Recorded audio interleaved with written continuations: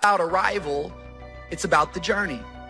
We're committing to the journey. We're committing to the process. In fact, you won't get there until you die. There are moments that try the human soul so violently that if the truth were told, all of us have had moments that we wanted to throw up our hands and walk away. Because I believe that, what that tells me is that while I'm becoming, I'm going to face problems. Did you know it's totally possible to be struggling and becoming at the same time? Some of you in this room, you're struggling, but just because you're struggling hasn't stopped you from becoming. Our problems do not overshadow our purpose. Our weaknesses do not discount our work, and our deficiencies definitely do not delay our destiny. We have to learn how to work our weakness. Someone say, work your weakness. Now, obviously, we can't just do anything that we want to do because we decide to think that we can. But anything that God wants us to do, anything that's His will for us, any assignment that we have from Him, we can do whatever we need to do. That's good news, because you might be in this room and you might be older in years and you might be thinking to yourself, man, my best days are behind me. But not true. If there is still air in your lungs, He is not done developing you. He is not done transforming you. You are still becoming. Always something there to build a case on why you can't move on, why you can't grow to the next level, why you can't begin to manifest your greatness.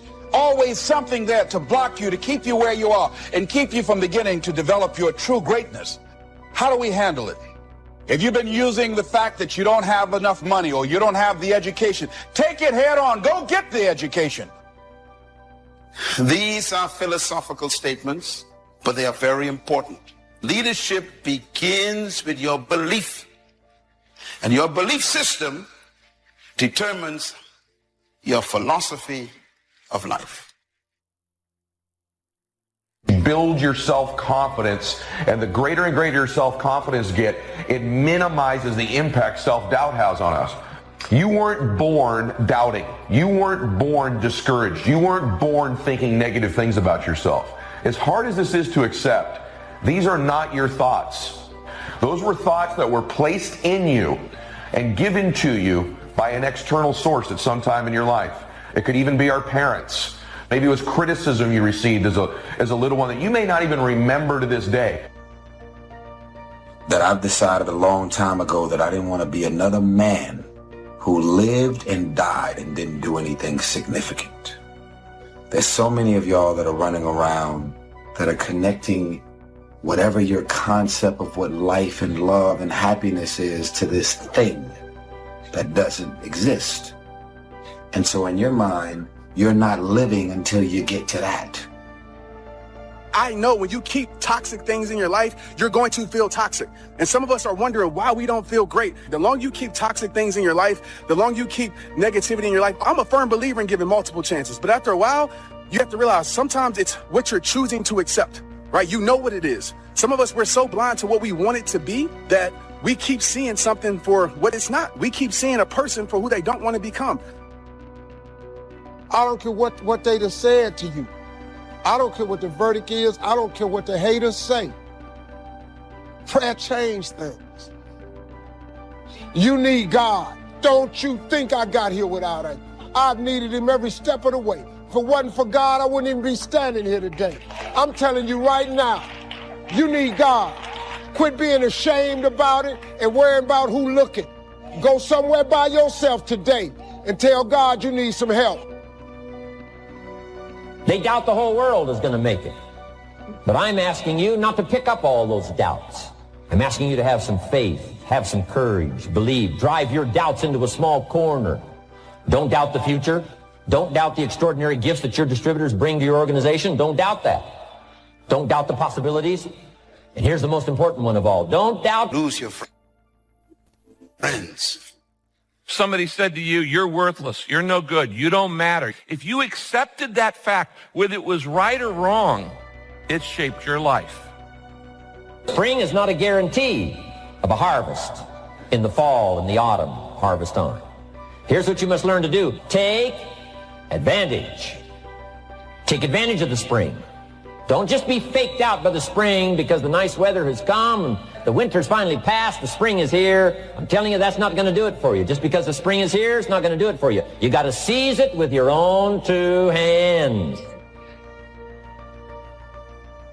Opportunity mixed with challenge. It's opportunity mixed with difficulty. We've got a chance to grow like never before, but I'm telling you, there's going to be many enemies that's going to try to prevent us. As soon as you plant the garden, the busy bugs and the noxious weeds are out to take it, and you've got to learn not only to nourish your values, you've got to learn to do battle with your enemies. Try and detach yourself before the gravity and the gravity of the emotions and the chaos builds up. If you can detach before that, then you don't have to break through it. You're already outside that realm. It's much easier. A lot of bridges in our life, right? A lot of things in our life, a lot of people in our life. And sometimes it's family, sometimes it's friends, sometimes the people closest to you, sometimes it's strangers. But there are always people in our life that leads us back to something that's not good for our life. You had a lot of bridges, and sometimes that bridges you. Like, let's be real. But you had a lot of bridges in your life. Bridges mean connections and relationships that are leading you to a lesser you. Be touched. Let life touch you. Don't let it kill you, but let it touch you. The problems that are out there, people struggling with their economy, struggling with their health, I'm asking you to let that get around your heart. Let it do something to you. Don't go untouched. Don't go unmoved. Take the walls down. Let yourself be touched by what's going on out there. The same wall that keeps out disappointment keeps out happiness and opportunity. Let sad things make you sad, as well as happy things make you happy. Let your heart get touched.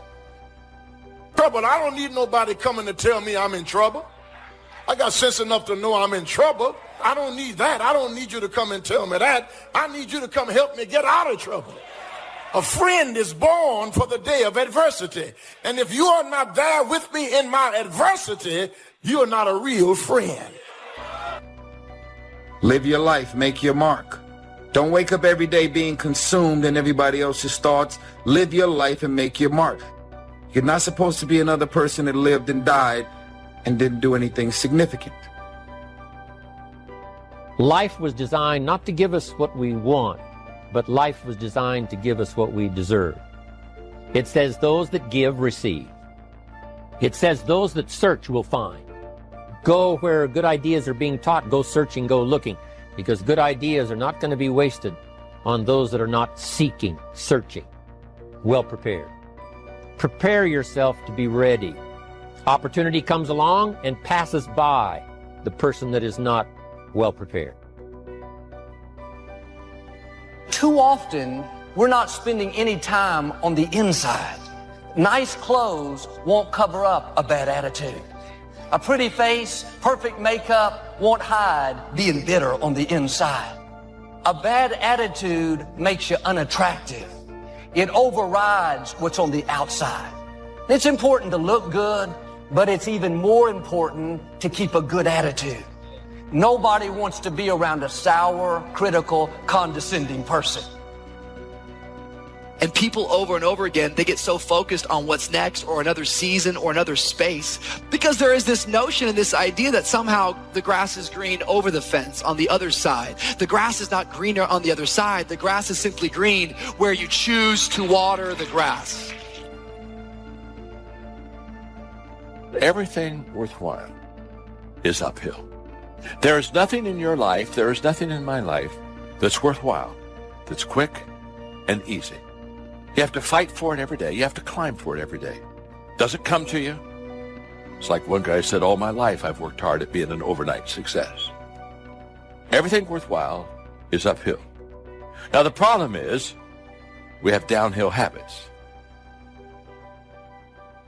Greatness will cost you something, not somebody else. It'll cost you something.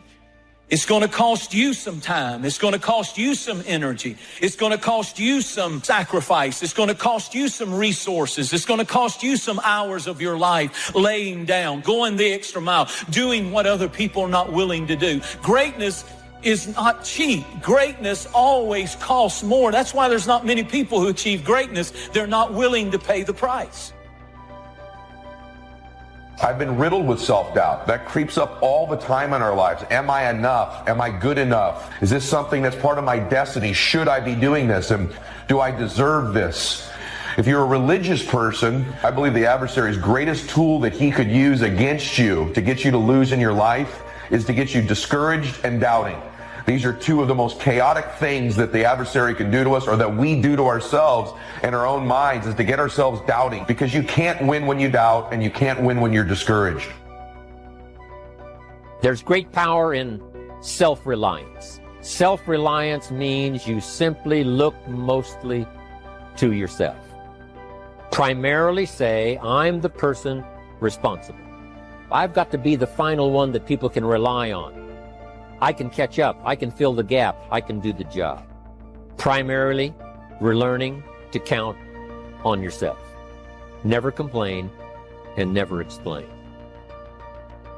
Hidden greatness is usually revealed during hardships. Usually you will not discover greatness in a person until they go through hardship. The hard places reveal hidden greatness. That's when you start seeing greatness. Watch what people do in trouble. Watch what people do in crisis. And if they fold up, there's no greatness there. But if there's greatness there, it'll come out in the hard places. Hidden greatness will get in trouble and rise to the occasion. A lot of people are running around here trying to figure out what it is to be happy, what it is to be fulfilled, what it is. Fire inside you. All temptation happens in your mind, between your ears. Enthusiasm that really affects people. The enthusiasm that runs deep. The enthusiasm that comes from deep inside. Created by self-confidence. Created by purpose. Created by genuine willingness to help other people. That kind of enthusiasm. A lot of it is quiet. A lot of it is unheard. And the 10% that's heard, it rings a bell. People call it genuine enthusiasm. For anybody out there who's chasing greatness, who's trying to make a change in their life, who knows that there is something better out there for them, there's going to be times in your journey where you catch yourself comparing your path to others. So when we compare our paths to other people's, we don't know where they came from. We don't know how far it took them to get there. We don't know how hard it took for them to get there. We just see where they're currently at. And I want you to be careful, because it's going to be a very, very cautious road of you wanting to not own your path. A big share of our life is preparing, getting ready. But here's preparation that's very vital, and that is to prepare yourself for success. Life seemingly does not wish to waste success on the unprepared. Wanting to excel in all of the skills and settling for nothing less than an outstanding performance. If you're willing to demand of yourself excellence in skills, to be the best that you can possibly be. I don't just want to do something great. I want to be a great person, a great father, a great husband. I don't just want to do that. I want to be it. It's the difference between doing something great and being great. Greatness is not popularity. It's not how many Twitter followers you have. People who succeed, people who are champions, do when they don't feel like it.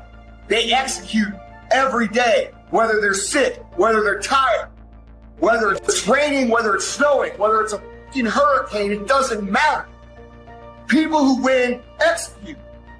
People who don't only execute on the days they feel good.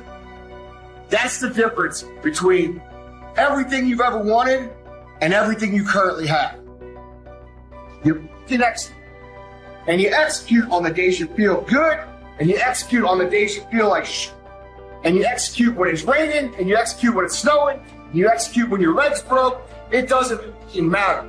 Winners execute, losers only execute when they feel like it. Instant gratification versus delayed gratification. Losers always take instant gratification. What's good for me now? What do I feel like doing now? That's loser mentality. Winner's mentality is, I know what I gotta do, and I'm fucking doing it. And I do it today, I do it tomorrow, from here until the end of time, and then I do it some more. That's the difference.